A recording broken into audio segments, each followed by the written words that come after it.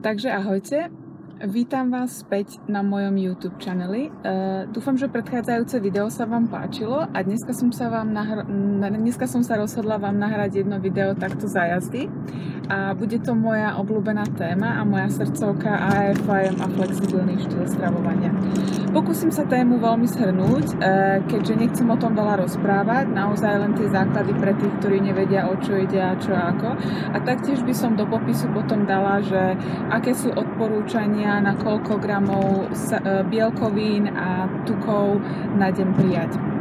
Takže AFIM a flexibilný štýl stravovania. Veľa ľudí si myslí, že je to dieta, ale musím vás vyviesť omylu. Absolútne to nie je dieta, je to vlastne životný štýl, je to štýl stravovania, ktorý poväčšine vyhovuje každému. Sú ale ľudia, ktorým nevyhovuje, a to sú ľudia, ktorí sa nevedia seba kontrolovať a ktorí namiesto kúsku čokolády si dajú možno celú čokoládu, keďže veľakrát možno tá čokoláda celá by vám do čísel aj sadla, ale ide o to, keďže sa v AFIM sa zameriavame aj hlavne na to, aby 80% stravy bolo nespracovanej. Takže ako vlastne AFIM vzniklo? Niekedy v roku 2009 na bodybuilding fórume sa jeden chalan pýtal stále, že keď som v diete, môžem si dať arašidové maslo alebo môžem si dať banán? A Alan Aragon, myslím si, že to bol on na to odpovedal štýlom, že jasné, keď ti to sadne do čísel if it fits your macros. Asi po roku sa to opakovalo zás a ten chalan sa zase pýtal nejaké veci, či si môže dať v diete, a Alan mu na to zase odpovedal, že jasné, if it fits your macros. A tak vlastne vzniklo, že ten chalan zobral ten názov AFIM, if it fits your macros, a skrátil to na AFIM, tak ako to teraz vlastne všetci poznáte.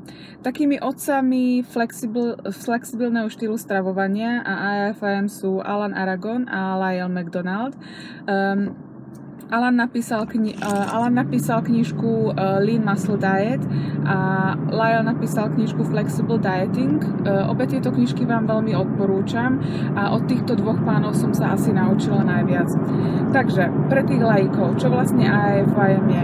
AFIM vlastne na deň máte taký rozpočet, budget, čísel a vlastne na deň máte určené, koľko tukov, bielkovín a sacharidov musíte dosiahnuť.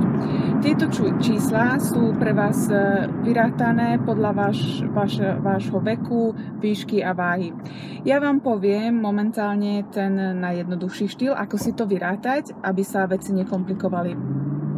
Takže ak chcete začať a nechcete môcť rátať, tak musím vás sklamať, keďže rátať budete musieť a aspoň prvé 2 týždne, alebo vlastne, aby ste prišli na to, aké sú vaše maintenance čísla alebo maintenance kalórie, tak prvé 2 týždne si vlastne vážte všetko, čo jete a zapisujte si to do MyFitnessPalu.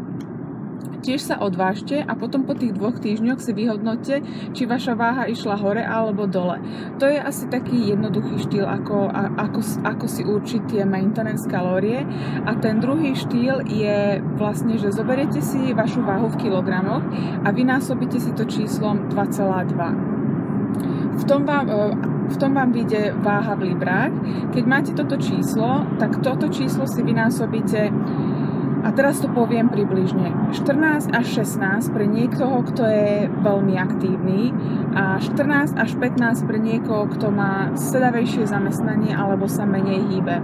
Keď si vynásobíte to číslo, ktoré vám vyšlo, napríklad 15, tak vám vyjde určitý počet kalórií, ktoré by ste na deň mali zjesť. Toto je na to, aby ste si tú váhu udržali. Keďže veľakrát sa stáva, že keď začnete rátať a robíte to prvýkrát, tak vlastne na tých maintenance číslach môžete aj schudnúť. Takže prvé 2-3 týždne by som odporúčila ostať na týchto číslach a vôbec s tým nehýbať. Keď už máte určené kalórie, tak ako prvé je dôležité si určiť bielkoviny. Keďže budete na maintenance, tak úplne stačí, aby tie bielkoviny boli 0,8 až 1,2 gramov. Keď ste v diete, malo by to byť 1,6 až 2,7 gramov. Takže keď si určíte bielkoviny, vyjde vám číslo. Pracujeme s tým číslom, ktoré nám vyšlo ako váha. Keďže toto si vynásobíte, napríklad keď niekto má 65 kg, v librách to bude okolo 143 libier sa mi zdá, takže toto číslo vynásobíte krát napríklad 0,6 a vyjde vám koľko gramov bielkovín na deň. Takisto si vyrátame tuky, keďže zoberieme si tú váhu v librách. Vyrátame si to, odporúčaný počet na deň tukov je 0,4 až 0,7 gramov, takže napríklad vyšlo nám 143, to si vyrátame krát 0,5 a vyjde nám koľko gramov tukov na deň. Keď toto máme, tak vlastne tie bielkoviny si vynásobíme 4 a tie tuky si vynásobíme 9. Vyjde nám vlastne počet kalórií, ktoré keď si zrátame, tak si ich odrátame z toho celkového počtu, ktorý máme na deň daných kalórií. Potom nám z tohto zostane číslo a tie čísla v podstate len vydelíme 4 a vyjde nám koľko sacharidov na deň si máte dať. Toto je asi ten najjednoduchší spôsob, ako si to vyrátať a treba si uvedomiť taktiež, že neexistujú žiadne percentá zázračné, ktoré sú odlišné alebo ktoré sú niečím výnimočné a vám pomôžu skôr sa dostať k tomu cieľu, ktorému chcete. Taktiež treba si uvedomiť, že AFIM asi najlepšie funguje s rezistančným tréningom, takže dvíhaním činiek, i keď samozrejme bude to fungovať aj na kardiu na začiatku, ale si treba uvedomiť, že kardio nám telo vlastne postavu nevytvaruje a na to, aby sme mali tú tzv. Vytónovanú postavu, tak potrebujeme nabrať svaly. Prvých 6 mesiacov až rok na maintenance je možné a vlastne aj dietke sa mi zdá, je možné, aby ste aj nabrali svaly, aj stratili tuk zároveň. Takže to je také pre takých začiatočníkov.